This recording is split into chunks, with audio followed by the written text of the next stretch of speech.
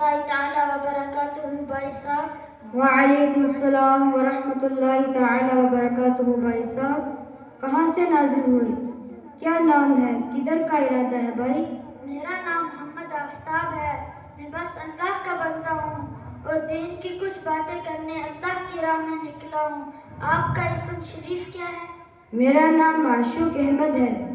آپ کیا دین کی باتیں کرنے نکلے؟ اچھا جی، ماشاء اللہ جی، چلو دین کی باتیں سیکھتے سمجھتے ہیں۔ جیسا کہ آپ جانتے ہیں کہ اصل دین تو قرآن و حدیث میں ہے۔ ہاں، اصل دین تو قرآن و حدیث میں ہے، مگر آپ کس مکتب فکر کی فکر کو سمجھانا چاہتے ہیں؟ میرا مطلب ہے کہ آپ کس مسلک کے ہیں؟ ارے توبہ توبہ، مسلک نہیں، ہم سب مسلمان ہیں، قرآن و حدیث کے ماننے والے ہیں۔ ہم صرف قرآن و حدیث کی باتیں کرتے ہیں، مسلک کی نہیں۔ اچھا، میں سمجھ گیا، آپ غیر مقلد ہیں، یعنی کسی امام کی پیروی نہیں کرتے۔ ہاں معشوق صاحب، ہم قرآن و حدیث ہی کی پیروی کرتے ہیں اور کسی کی نہیں مانتے، یہی اصل دین کی سمجھ ہے۔ ارے صاحب، ائمہ مجتہدین کو چھوڑ کر جو دین آپ سمجھ رہے ہیں وہ مسائل میں کفایت نہیں کرتا، بلکہ عقائد و عبادات میں باعث نقصان ہے۔ ارے توبہ توبہ معشوق صاحب، ایسی کون سی بات ہے جسے ہم نے عقائد و عبادات میں نقصان پیدا کر دیا؟ ارے یہی تو بات ہے کہ آپ لوگ جس کو دیکھ اور اللہ کی توفیق سمجھ رہے ہیں، اصل میں وہ آپ کی عقل ناقص کا فطور ہے۔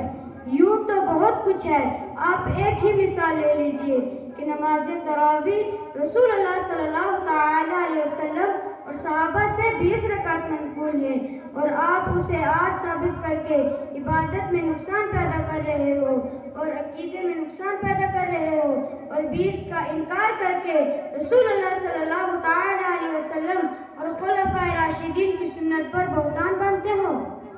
ارے تو معشوق صاحب، غلط فہمی آپ کو ہوئی ہے۔ اصل میں نماز تراویح حدیث عائشہ صدیقہ رضی اللہ عنہا سے 8 رکعت ہی ثابت ہے، 20 رکعت تو کہیں سے بھی نہیں۔ آپ حدیث عائشہ پیش کریں۔ جی جناب، عن عائشہ رضی اللہ عنہا قالت ما كان رسول اللہ صلی اللہ تعالی علیہ وسلم يزيد في رمضان ولا في غيره على 11 ركعة يصلي أربعا فلا تسأل عن حسنهن وطولهن ثم يصلي 4 فلا تسأل عن حسنهن وطولهن ثم يصلي 3۔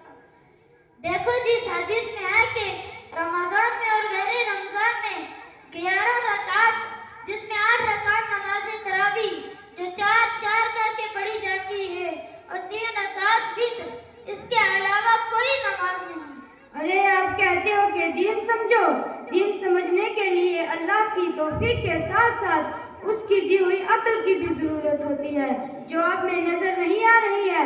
اس حدیث میں رسول اللہ صلی اللہ تعالی علیہ وسلم کی رات کے نماز کے متعلق پوچھا، نہ کہ تراویح کے متعلق، اور غیر رمضان کا ذکر خود بتاتا ہے کہ یہ تراویح نہیں، کیونکہ رمضان کے علاوہ تراویح کا اہتمام امت میں تو رائج ہی نہیں۔ ارے بھائی، غیر رمضان میں یہ 8 رکعت تہجد تھی جو رسول اللہ صلی اللہ تعالی علیہ وسلم پر فرض تھی، اور 3 رکعت وتر تھے، اور رمضان میں بھی یہی تراویح تھی۔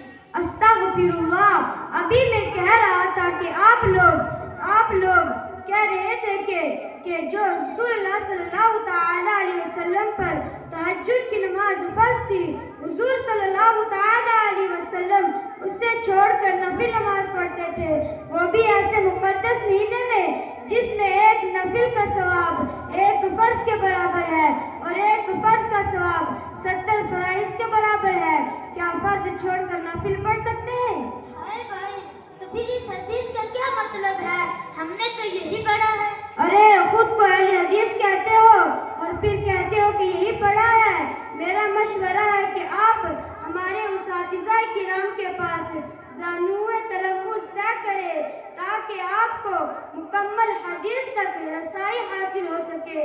کہ آپ کو نہیں معلوم کہ حضور علیہ السلام نے فرمایا علیکم بسنتی و سنت الخلفاء الراشدین، کہ تم پر میری اور میرے خلفائے راشدین کی سنت لازم ہے۔ جی ہاں، مگر نہیں سنو، امیر المؤمنین خلیفہ دوم حضرت عمر فاروق اعظم رضی اللہ تعالیٰ عنہ نے صرف 20 رکعت تراویح پر اتفاق کیا بلکہ جماعت قائم کی اور امام مقرر فرمایا. اور حضرت رمان بن یزید سے مروی ہے کہ کان الناس یقومون فی زمان عمر بن الخطاب رضی اللہ تعالی عنہ فی رمضان ب23 رکعہ. عن عروة رضی اللہ تعالی عنہ ان عمر بن الخطاب رضی اللہ تعالی عنہ فی رمضان ب23 رکعہ.